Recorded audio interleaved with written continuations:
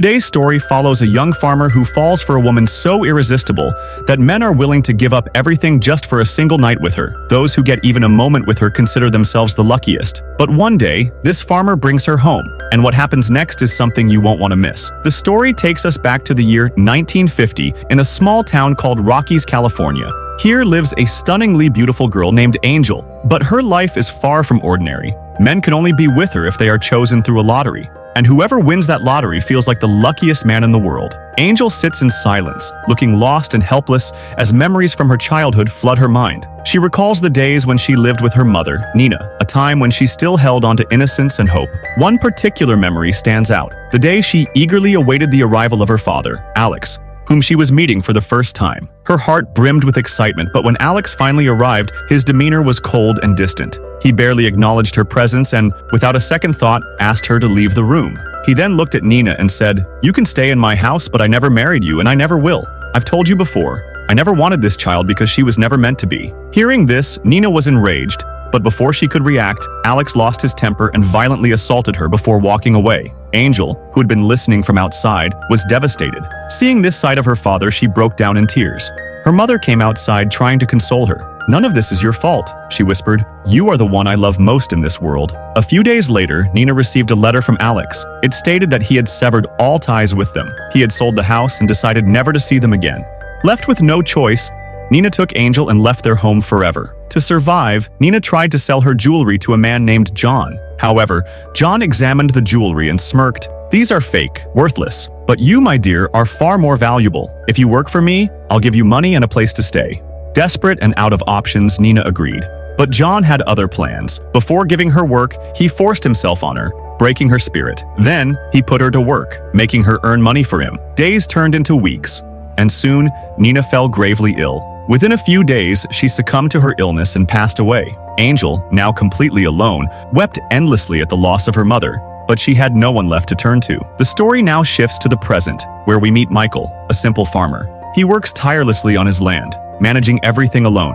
A wise and religious man, he visits the church daily to pray. But today, his prayer is different. He asks God for a life partner, someone who will love him truly and stand by his side forever. That same evening, when Michael goes to the city to sell his goods, his eyes fall on Angel, who is out for a walk. The moment he sees her, he is captivated by her beauty. Curious, he asks his friend about her. His friend tells him that Angel lives in a grand mansion in the city and is known as the most beautiful and expensive woman around. Men stand in line just for a chance to spend a night with her. Hearing this, Michael feels a bit uneasy, but he doesn't judge her for it. Instead, he thinks that no matter what her past is, he should at least meet her once. Later that evening, as Angel finishes one of her shifts, a bodyguard working for Duchess, the woman who runs the place, arrives. He comes after every shift to collect the earnings. But today, he is unhappy with the amount and roughly demands to know where the rest of the gold is. Angel, furious, snaps back at him with insults. Enraged, the bodyguard starts beating her and then forcefully pushes her head into a tub of water. Just then, Duchess arrives and stops him. She warns, "If you lay even a scratch on Angel, the people downstairs won't spare you."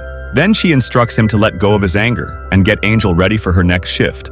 A little while later, Angel prepares herself again for work. This time, Michael comes to meet her. Angel looks at him and asks, "How can I make you happy?" Michael replies, "I'm not here for what others come for. I just want to talk. I'm a farmer, and I work on my land." Then, to Angel's surprise, Michael proposes marriage to her. She bursts into laughter and says, "This is the 5th proposal I've received this week. Men like you come to me all the time with sweet words." Michael's time runs out, and Angel dismisses him from the room. But the next day, Michael returns, this time paying double the amount, just to meet her again. Looking into her eyes, he says, "I fell in love with you the moment I saw you. I want you to come with me. Let's get married and stay together forever." Angel doesn't take his words seriously. She smirks and says, "You're just wasting your money and your time, so if you're here, finish what you came for and leave. I can never truly belong to you." Just then, the bodyguard enters again, signaling that Michael's time is up. As Michael leaves, his friend tries to talk some sense into him. "Angel isn't right for you," he warns. But Michael insists on trying one last time. As evening falls, he once again goes to meet Angel. This time, he earnestly tries to make her understand. He looks into her eyes and says, "I don't understand why you want to stay in this hellish life. Do you feel nothing for me? Or do you not have any emotions left at all?" Then, Michael gently kisses Angel and asks, "Can't you feel my love now?" Angel, unaffected, coldly replies, "I don't love you, and I don't want to marry you. You're just a simple farmer." nothing more. Hearing this, Michael feels hurt and silently walks away. The story then flashes back to Angel's childhood, to the time right after her mother's death. A jeweler named John had taken Angel to another city with the intention of selling her. But when they arrived, a woman named Sally, who worked there, pleaded with John, saying, "Take this girl somewhere else. This place isn't right for her." However, John ignored her and took Angel straight to the boss's room. A while later, the boss, Duke, arrived. John handed Angel over and demanded his money. But instead of paying him, Duke signaled to his men, who killed John on the spot. Angel was terrified, but Duke looked at her and said, "From now on, you work for me." With threats and fear, he forced her to stay. Years passed, and as Angel grew older, Duke pushed her into this dark world. Over time, she lost all sense of fear. She had come to believe that all men were the same, yet she remained trapped, with no escape. One day, a man named Alex arrived. What he didn't know was that Angel was his own daughter. When he took her to his room, Angel revealed the truth about herself. Hearing this, Alex was devastated. He realized that his own actions had ruined his daughter's life. Overcome with guilt, he took his own life. During this chaos, Sally secretly gave Angel some money and helped her escape. But when Duke found out, he was furious and ordered Sally to be killed. Angel was then shown boarding a ship, leaving the city behind. On the ship, there were other girls who spoke to her. However, when Angel arrived in the new town of Rockies, those same girls betrayed her.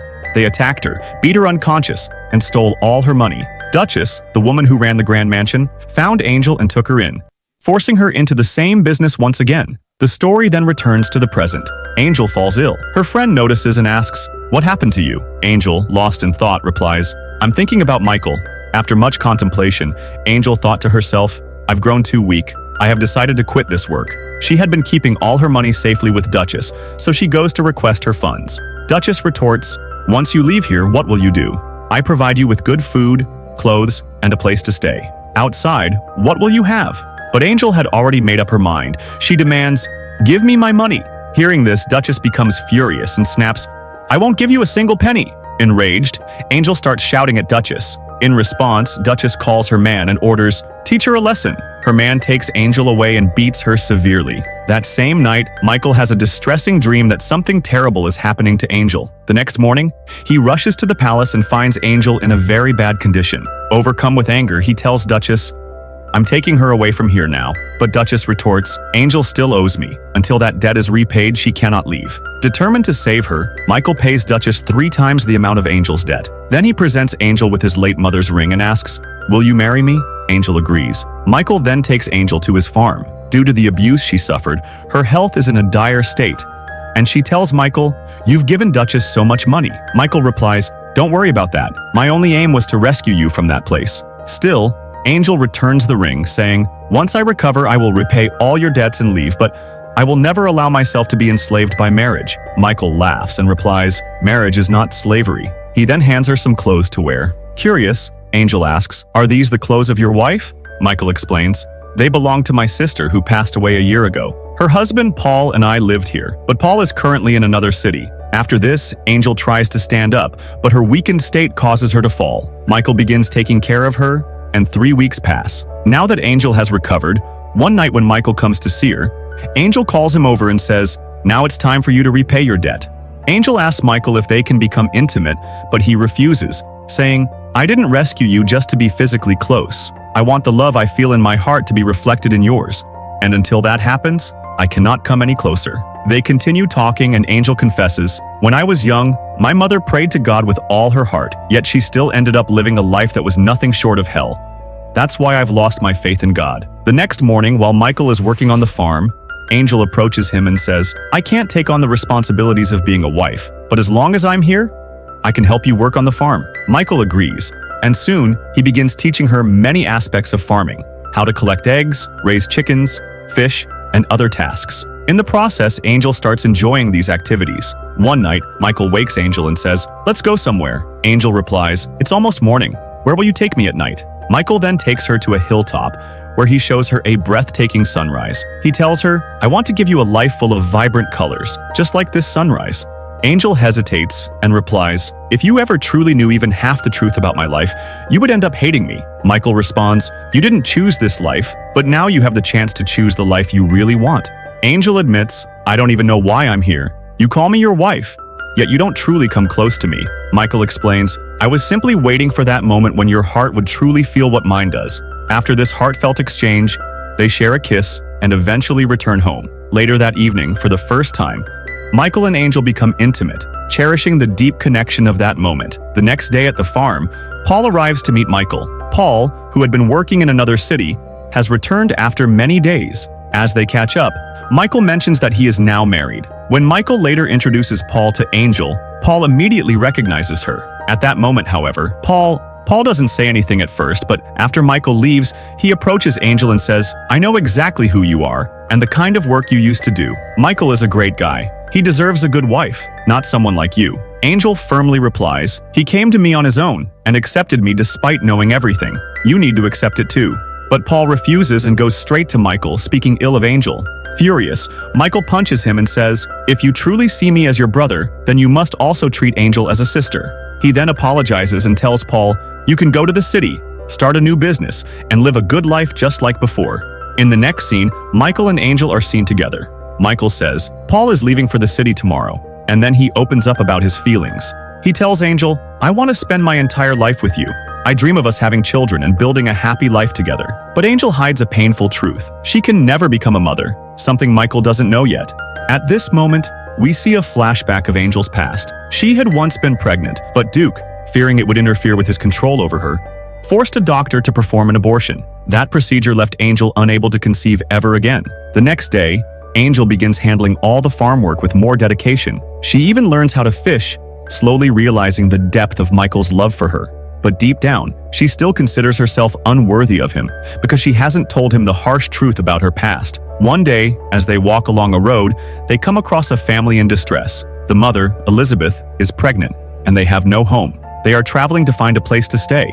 Michael and Angel take them in, providing them with food and shelter. Grateful for their kindness, the family expresses their thanks. Among them is their eldest daughter, Miriam, who grows curious about Angel's past. She asks, how did you and Michael meet? Angel doesn't hide anything. She tells Miriam the truth about who she was and how their paths crossed. Over time, the two develop a close friendship. Time passes, and Elizabeth gives birth to a baby boy, bringing joy to everyone. Michael and Miriam take care of the child together, and seeing this, Angel starts feeling that Miriam and Michael would make a perfect pair. That night, Miriam's father gathers everyone and announces that he has purchased some land from Paul, and now they will all settle here. The next day, while working in the fields, Angel tells Michael, Miriam is a wonderful girl and you two would make a beautiful couple. Michael looks at her and says, I love only you, and nothing can ever change that. Hearing this, Angel finally reveals the painful truth. Duke had forced a doctor to perform an operation on her, making it impossible for her to become a mother. Michael takes her hands and says, I don't care about any of that.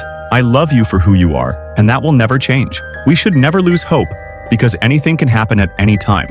But Angel has already accepted her fate. She believes she can never be a mother or a good wife to Michael. Later, during dinner, Angel asks Michael to take her to the place where they had watched the sunrise. They go there, and, instead of the sunrise, watch the sunset together. Wanting to make the moment unforgettable, they become intimate under the open sky.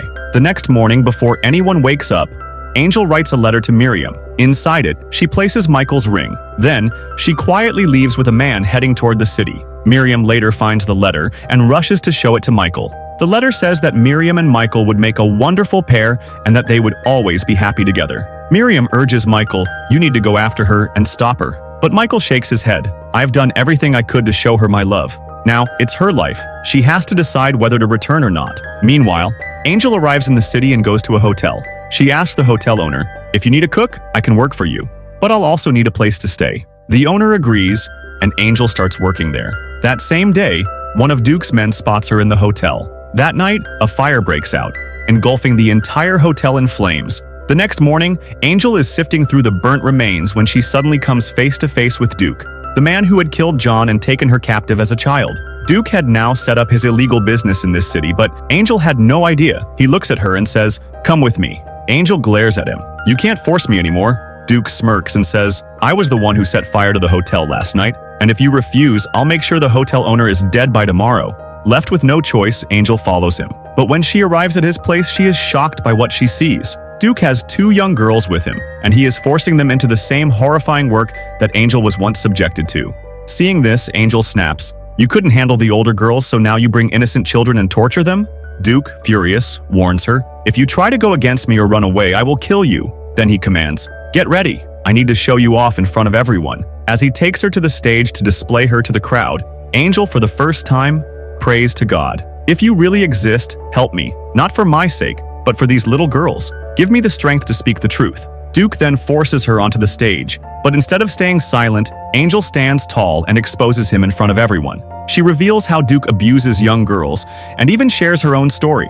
Enraged, Duke shouts, "She's lying!" and drags her off the stage into a private room. There, he is about to kill her when one of his own men, fed up with Duke's cruelty, turns against him. The man knocks Duke down and tells Angel, "Run! Get out of here!" Without wasting a moment, Angel rushes to the room where the two young girls are being held. She frees them and escapes. Seeing this, the people finally realize the truth. Duke is a monster who tortures young girls. The crowd erupts in fury. As Duke tries to flee, the people surround him from all sides.